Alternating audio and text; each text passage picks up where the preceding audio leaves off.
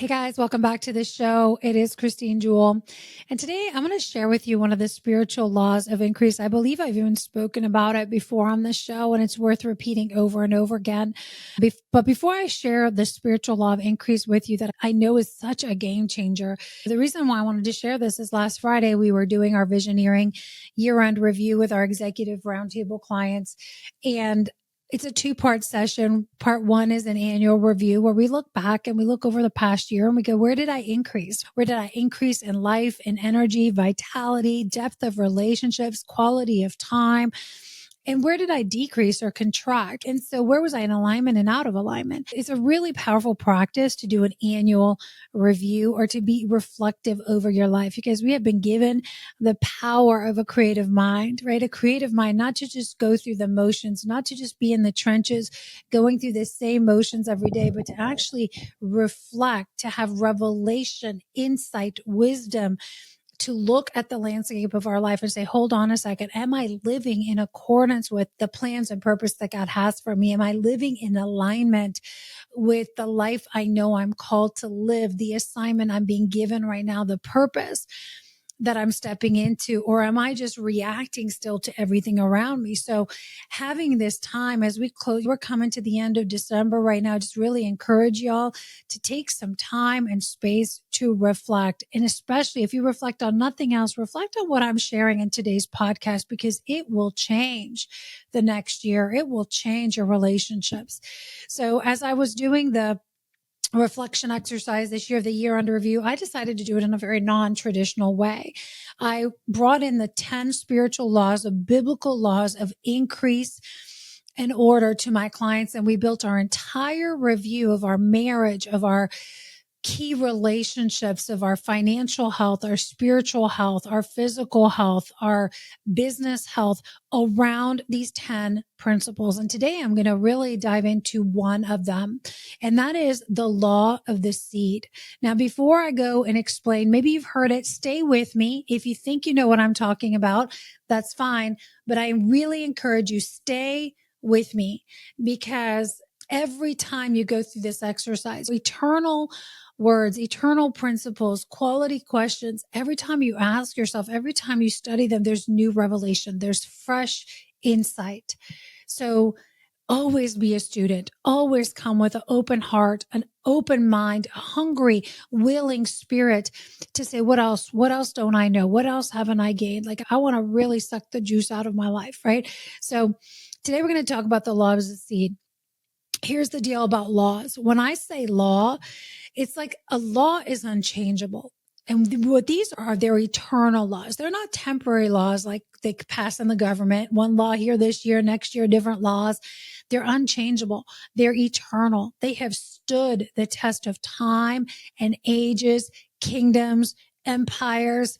They were long before us, and they will be long after we're gone. They're unchangeable, unmovable laws unless God changed them, but they are written in the very fabric of creation. This is important because you don't need to believe in the law in order for it to work. That's crazy, right? You just need to understand how to work with the law. Now, belief is really powerful, because when we have belief, we come into relationship with our Creator, and we receive favor, we receive wisdom, we receive guidance, we walk in relationship with Him. It adds so much power and relatability and realness to it. But the law is the law. And what I mean by this is like the law of gravity, for example. The law of gravity, I'm going to back up a little bit because I'm too close to this for you that are watching me on video. The law of gravity works whether you believe gravity is real or not, right? I'm not going to jump off the second story of my house here off my terrace, because I understand that if I jump off, I am hitting the pavement.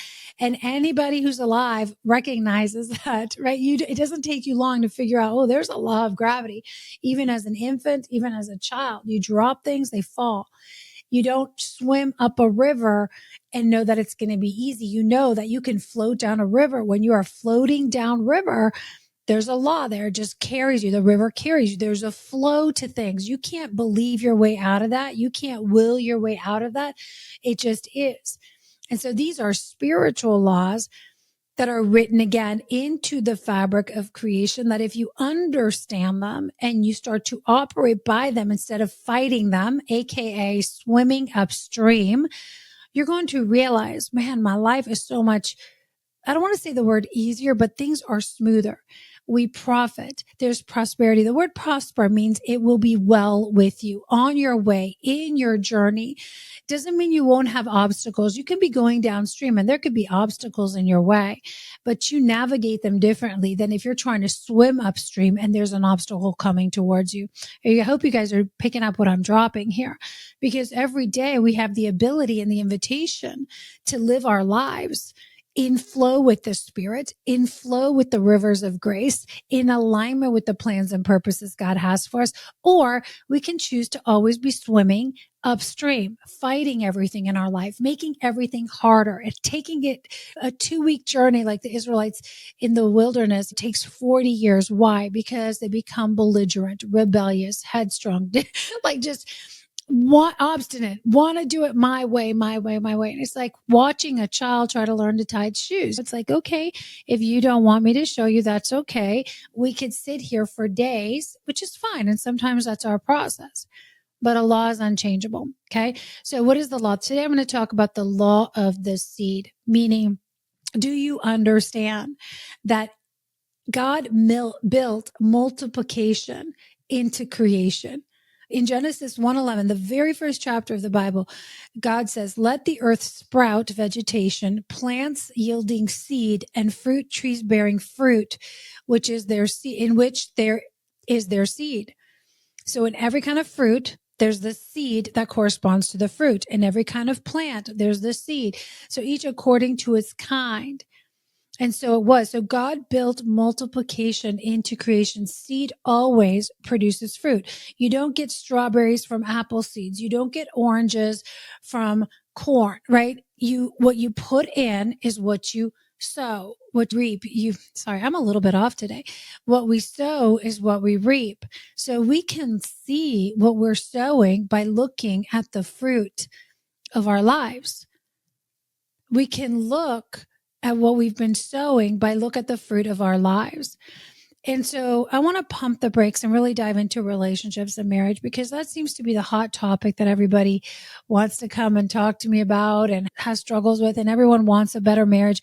Top 3 things I hear is I want more respect in my marriage. I want more trust. I want her to trust me.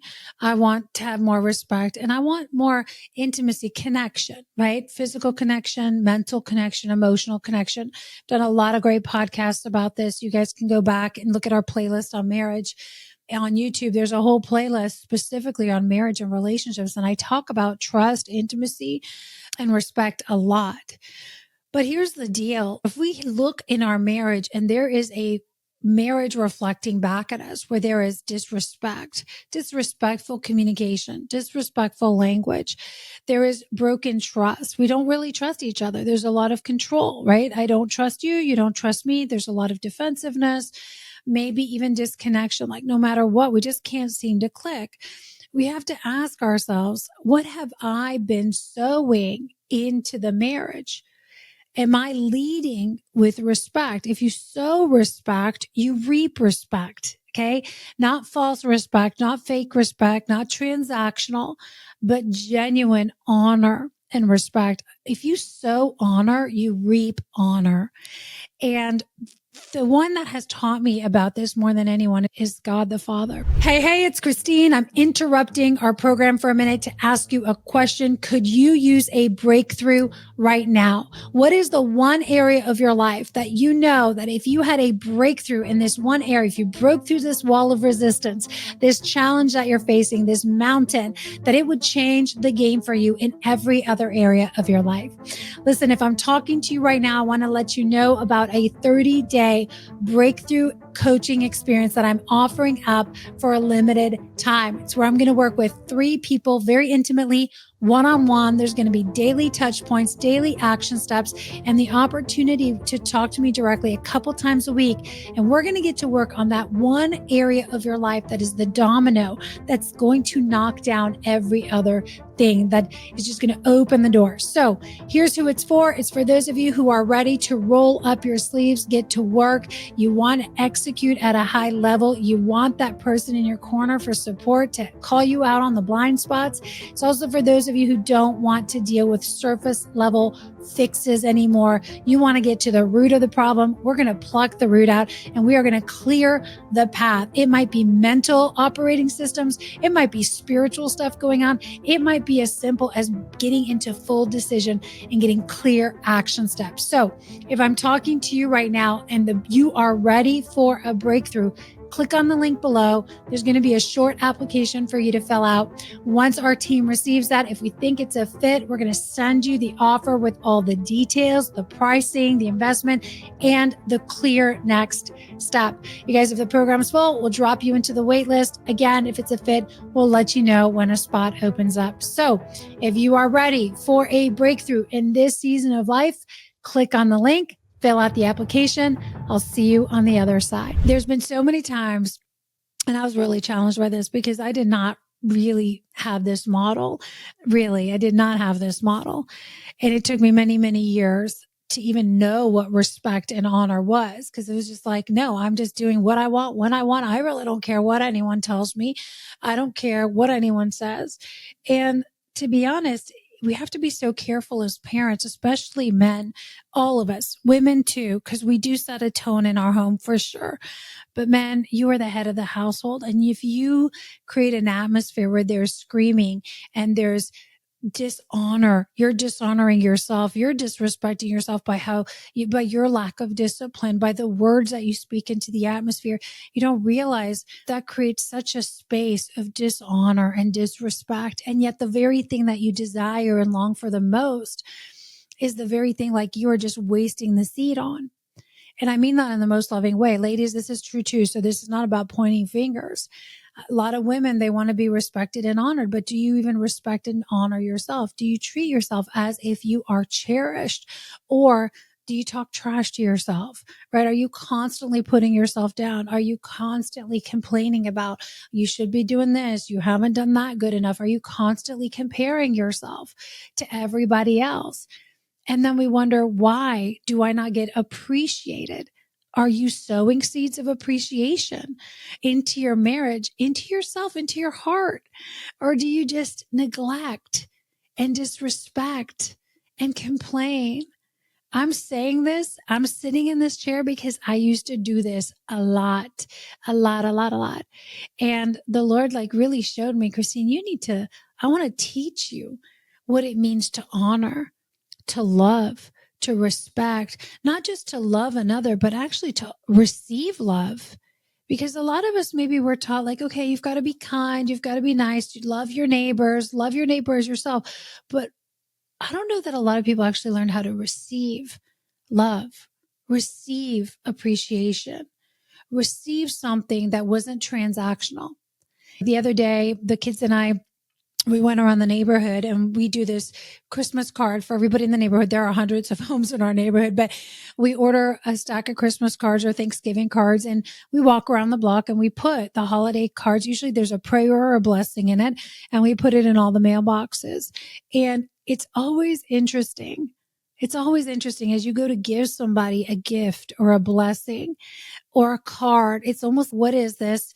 Are you selling something? What do you want? Why are you giving it to me? We heard that yesterday on the walk. There was a hesitation from literally neighbors.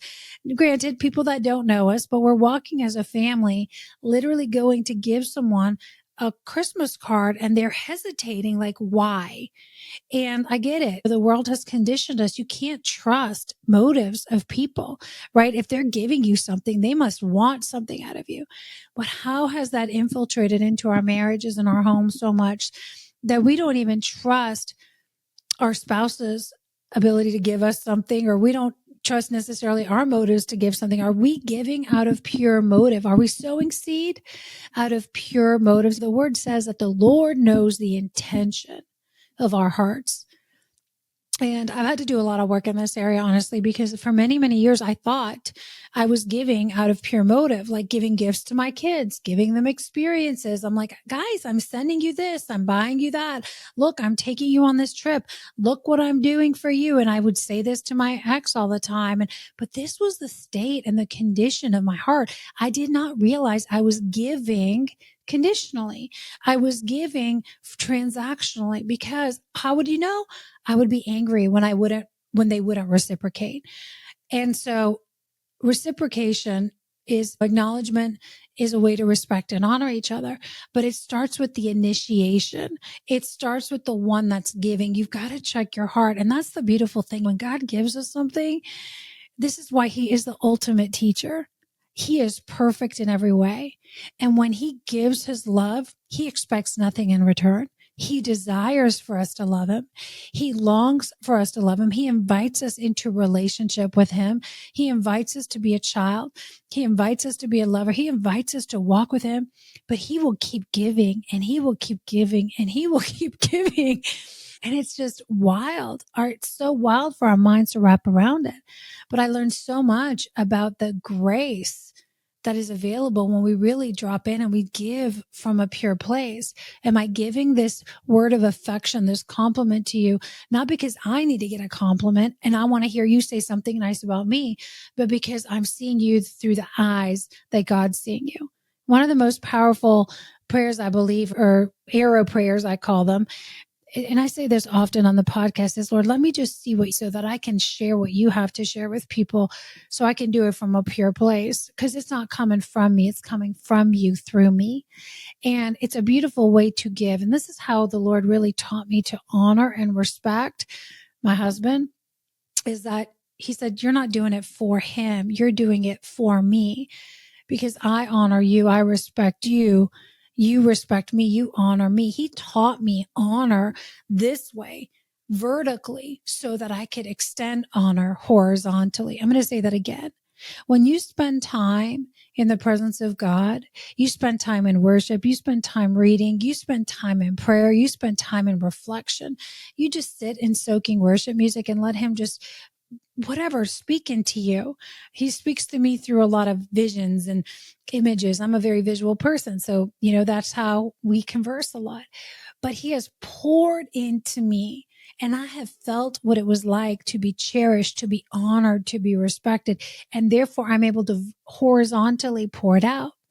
So again, I'm saying this because I have belief. I have relationships. So I go to the place of honor. I go to the place of respect. I go to the place of wisdom to get the seeds, and then I pour them out horizontally.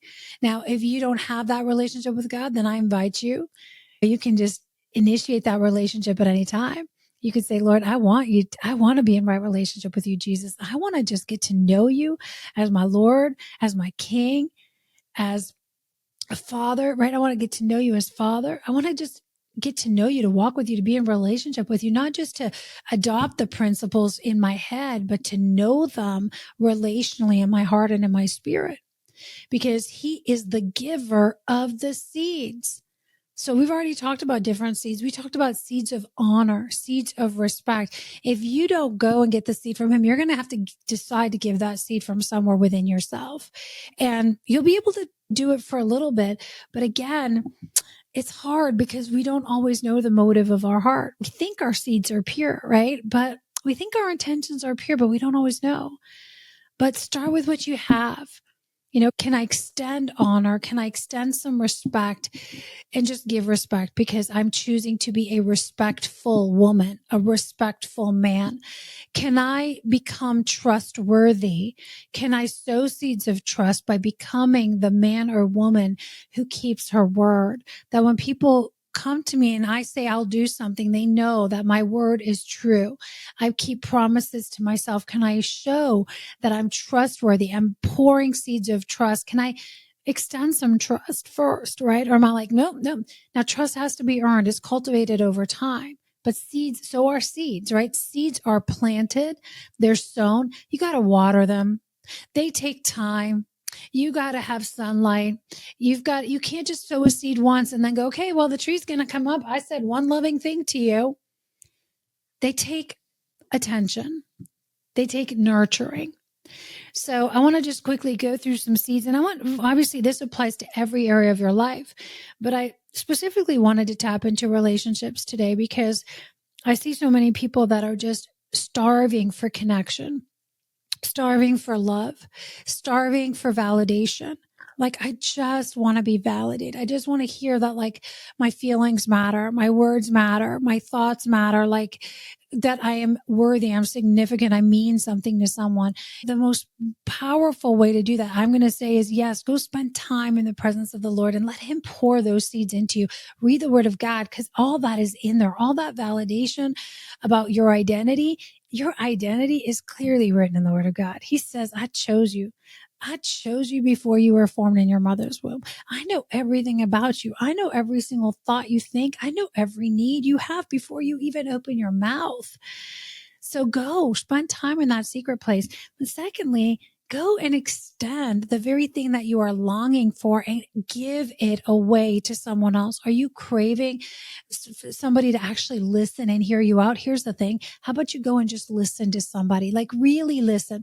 Don't just listen impatiently, waiting for them to shut up so that you can get your point in, but actually go to have a curious heart to go get to understand them better.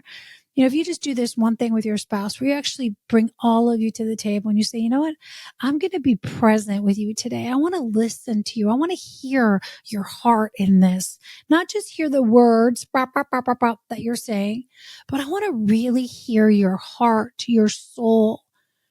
I want to learn to be a better listener. You're going to be amazed that all of a sudden someone's going to want to start to listen and hear you, because that is a law. That is the law of the seed. And so here's the other thing about the seed. Whatever you desire more of, you need to sow in that department, right? So if we want to see, I'm going to just say this too, as a couple, there was a long time where Mark and I, we really wanted to see financial increase in our life. We wanted more financial peace. We always knew how to make a lot of money. That was never the problem. But we lived many, many years of our life in an upside down operating system, the Luciferian operating system, right? Where it's like lots of debt, lots of business debt. That's the way that the world tells you, right? Like, there's good debt and bad debt, and good debt turns bad pretty quickly if you don't know how to manage it, right? There was seasons of our life where we were just praying for financial increase, and we had financial needs. And somebody said to us, a close friend to us said, you need to give out of your need. You need to sow a seed out of your greatest need. And we're like, we need cash, because if you are married and you are having financial stresses at any point, it doesn't matter how much money you make. Okay. You could be making millions of dollars and have massive financial stress. In fact, the bigger the amount, the bigger the stress. And I remember him saying that. And that was a moment where we said, we need to start tithing, like, diligently. We really need to start tithing diligently and start offering financial seeds. And so we gave out of the thing that we were praying for. We gave away the thing we were praying for. And ever since that moment, there is a spiritual covering, a spiritual protection that comes over your finances when you tithe, when you give of that, you give that back to the Lord. And so you give the financial, but then you reap financially. It's crazy, right? Again, you don't give to get. You just understand that's a law of the seed. So I want to ask you today, what increase are you praying for in your life? Are you praying that someone would understand you better? Then sow seeds of understanding. Actually try to understand them. Where are they coming from? What is hurting them? What is on their heart? What feels heavy for them? This requires, I'm not going to lie, this requires spiritual maturity. This requires emotional maturity. So often when we're struggling with someone that we love, like our spouse, and we are just struggling, right? How often do we find ourselves saying, God, would you we're praying for them. God, just give them some maturity. Let them be a better communicator. Help them figure it out. And when the reality is, so often we need to be praying that we would become more emotionally mature ourselves, more capable and able to listen, more willing to be patient. that we would have a greater desire to know their heart instead of just, Lord, let them know where I'm coming from and have them have their wake up call. And I have helped so many women go through this and men that have come to me really frustrated because they're just like, my spouse just doesn't get it. Like they're just checked out. They're going through the motions. They're not invested in the relationship. They're cold. I got the ice queen over here. I got a man that's just abandoned the home, the business. How do I call him back? And it starts with us. It starts with us planting seeds. You want him to be present? You really be present. And don't complain about being present, but show up. So I want you to think about today as I start to wrap. What are the things that you feel like you've been lacking in your marriage, in your closest relationships, in your life? This was one of the questions I actually gave them. I said, how about we start sowing in that department?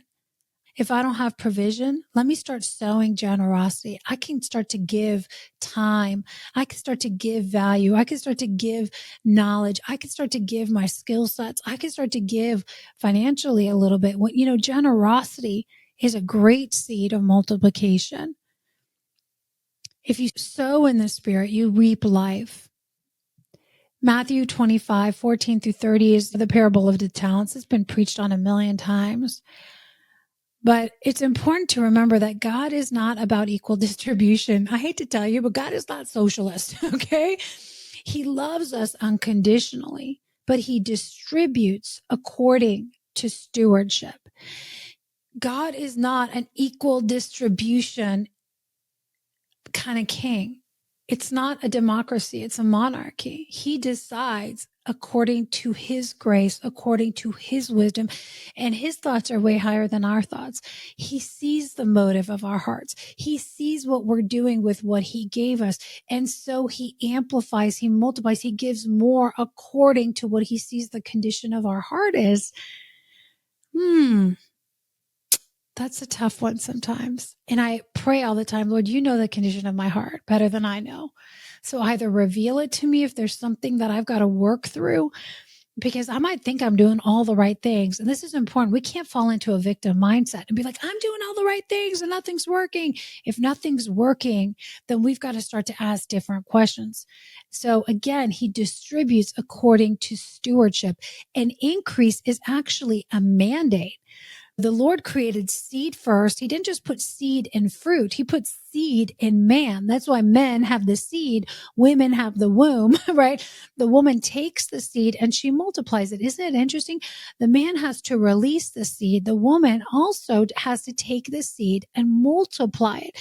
And so he created this seed. Listen to the order of things. God creates the seed first. He puts it in the plants, in the fruit. Everything according to its kind will reproduce in the animals. Put the seed in man. Seeds are lots of things. I'm going to give you a quick rundown before we pop off here. But then he blessed them. Then he blessed the man and the woman, and he blessed that which he created. And then he commanded it. Now be fruitful and multiply, have dominion over the earth and everything in it. We are called to have dominion. That means to rule, to steward, to take care of, not just to stick it in the ground and do nothing with it. Galatians 6:7 says, do not be deceived. God is not mocked. For whatever one sows, that he or she will also reap. We cannot sow neglect into our relationships and reap excellence. We cannot sow laziness, lazy presence, lazy words, lazy thoughts, and reap mastery. We cannot sow financial selfishness, hoarding financial fear, and reap abundance. If we're sitting here trying to be micromanaging and controlling and fearful, and we can't release and we have to hoard and we are afraid to let go of things, we cannot reap abundance. What we reap is more fear, more scarcity. And this is why you could have billions of dollars and still be terrified around money. It's not about the amount. It's about the state in which you hold the things that you're given. Seek first the kingdom. You cannot sow seeds of disrespect and expect honor. So as I close this out, I gave you a lot of things. We talked about seeds as honor, as respect, as words, as gifts, as time, as skills, as talents. Seeds are ideas, visions, and dreams that God gives you. So as I wrap today, maybe God has given you a vision or a dream for your marriage for years, as long as I can remember, since I was in high school, before I started dating. I had a dream that I would be married to someone and we would be conquering the world together, and we would have a shared mission and a shared dream, and we'd be working together, and like we were going to just be this power couple. I believe that dream is a God dream, because that is the original design for man and woman, that they would go out, that they would increase, that they would multiply, and they would have dominion together. That's what the world calls power couple, except for the world's power couple is focused on external thing and is driven by their own ambition and their own will. That's why it's like such a pale, fake copycat of what God actually has for us in marriage. Oh, he called you to be a power couple, but the power that gives life to all things, the power of the mind of Christ, the power that is the heart of Christ, the power that is the word that pierces bone and spirit and cuts through atmosphere, the power that brings dead things to life, resurrection power, healing power, the power of unification that leads to multiplication. That's a kingdom power couple. But you can't become a kingdom power couple if you're sowing worldly seeds into your marriage, trying to follow your dreams, your desires, your goals, your way, your money, your time, my stuff, your stuff, my kids, your kids, my things, your things. That's upside down and inside out. That's not going to produce increase. Unification is what leads to increase. Be of one mind, be of one body, be of one spirit. Take the seeds that he has given you and multiply them. Sow the seed, water the seed, be patient in the process. And remember, God's seed supply is limitless. That is a beautiful thing. And I'm going to end where I started, is that as we go to the giver of the seed, God's supply of seeds is limitless. You will never run out of love. You will never run out of affection. You will never run out of respect. You will never run out of honor. You will never run out of resources. You will never run out of ideas. You don't need to be worried and threatened by competition or others. You are an infinite creative being with the mind of Christ. There is no limit to what you can create. Do you understand the difference between operating from the place of abundant seed versus the place of lack? I've said this on the podcast. I'll say it again. Earth math is looking at an apple and only seeing 5 seeds, 10 seeds. Now the world wants to take all the seeds out of fruit because it's inconvenient. So only man can count how many seeds are in an apple. But you know what God counts? He looks at the seeds inside of an apple, and he knows how many orchards are in that one seed. Limitless. Because out of that one seed, how many trees? Out of that, how many trees, how many apples? And in those apples, how many seeds? And the reproduction, kingdom math is exponential. It's beyond our wildest dreams. It's more than we can even wrap our heads around. There's the idea of lack is an inversion of the truth. It's an illusion. There is no lack in the kingdom.